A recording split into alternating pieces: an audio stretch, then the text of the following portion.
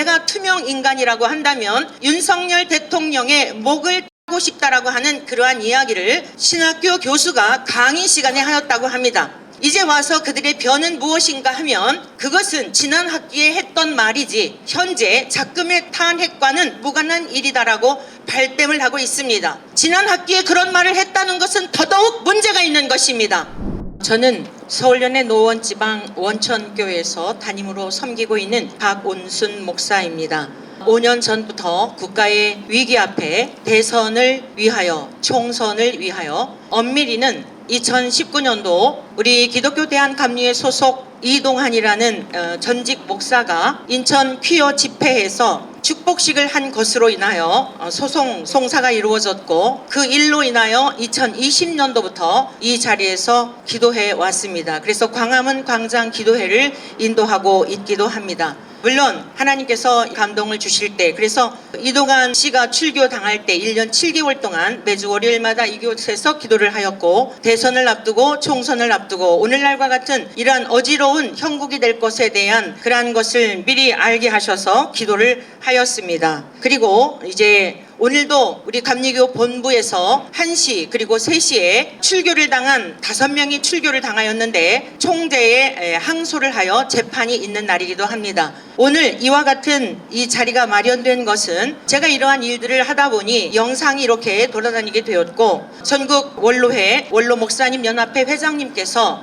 저에게 전화를 주셨습니다. 자세한 내용을 잘 알지 못하는데 이게 도대체 어찌된 일이냐, 이러한 일들을 문의하시면서 지난주에 전국 11개 연합회 임원들이 계신데 부득이한 일로 못 오신 분들을 제외하고 연회의 대표 회장님과 총무님들이 모이셔서 긴급하게 회의를 하였습니다. 그리고 그 자리에 와서 저로 하여금 보고를 하도록 어떠한 내용들인지에 대한 것을 보고를 하시며 매우 충격을 받으셨습니다.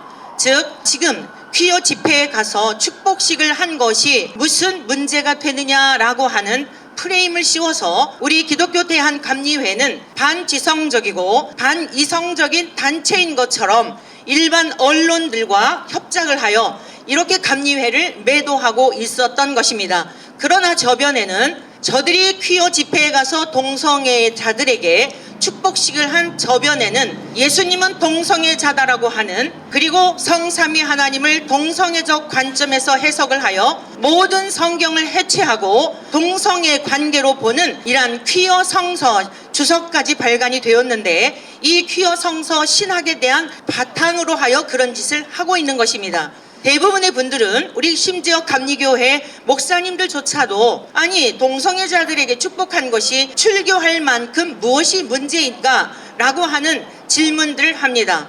퀴어 집회에 가서 동성애자들에게 축복식을 한 저변에는 예수님은 동성애자다, 가룟 유다와 사도 요한과 예수님과 삼각관계였다, 12명의 제자들과 예수님이 동성애자였다라고 하는 이러한 신학적 바탕을 저변에 두고 그것은 가리운 채 이와 같은 활동을 하고 있었던 것입니다. 그래서 이러한 내용들에 대한 것을 원로 목사님들께 아뢰었으며 모두들 충격을 받으셨습니다. 그래서 우리가 은퇴를 하였지만 가만히 있을 수 있겠느냐, 이는 그냥 넘어갈 일이 아니다라고 하는 의견들 만장일치로 임원회에서 결의가 되어 오늘과 같은 자리를 마련하게 되었습니다. 또 하나 오늘 성명서에서 발표한 내용과 같이 신학교 교수가 윤석열 대통령, 내가 투명 인간이라고 한다면 윤석열 대통령의 목을 따고 싶다라고 하는 그러한 이야기를 신학교 교수가 강의 시간에 하였다고 합니다. 이제 와서 그들의 변은 무엇인가 하면 그것은 지난 학기에 했던 말이지 현재 작금의 탄핵과는 무관한 일이다라고 발뺌을 하고 있습니다. 그것은 10년 전에 한 이야기든지 20년 전에 한 이야기든지 신학교 교수가 생명을 살려야 할 교수가 있을 수 없는 일입니다. 있을 수 없는 일입니다. 30년 전에 했다 할지라도 신학교는 생명을 살리는 곳입니다. 죽어가는 영혼들을 저 영원한 지옥 불못에서 저 영원한 생명의 길로 눈물도 죽음도 슬픔도 오늘날과 같은 불법과 불의가 판을 치지 않는 이러한 그 영원한 나라로 인도하기 위하여 귀한 신학도들을 교회에서 키워 보냈더니 반정부적인 발언, 반정부적인 행태를 보여왔던 것입니다. 지난 학기에 그런 말을 했다는 것은 더더욱 문제가 있는 것입니다. 더더욱 문제가 있는 것이죠. 무엇을 의미하는 것입니까? 계엄을 선포하기 전부터 윤석열 대통령을 하나님이, 권세는 하나님이 주신다 하였거늘 하나님이 말씀하신 성경을 인정하지 않고 믿지 않고 후학들에게 성경의 절대 권위를 가르쳐야 할 그러한 거룩한 신성한 강단에서 현재의 아무 문제를 일으키지 않았던 대통령의 목을 딴다고 하는 말은 작금에 이르러 한 말보다도 더 엄청난 것입니다. 원로 목사님들께서 너무나 충격을 받으셨던 것입니다. 오늘 간결하게 말씀하셨지만 두 가지에 대한 핵심적인, 이 시국 선언에 대한 두 가지의 핵심적인 것이 밝혀지고 있는 것입니다. 첫째는 윤석열 대통령의 목을 라고 하는 것은 신학교에서 있을 수 없는 반정부적인 그러한 행태를 보여온 것을 드러내고 있는 것에 대한 어르신들께서 엄중한 경고의 말씀인 것입니다. 뿐만 아니라 말미에서 말씀하고 있는 지금 우리 한국은 좌경화가 되어서 이 지경까지 이르렀다라고 하는 핵심적인 이러한 말씀을 전해주신 것입니다.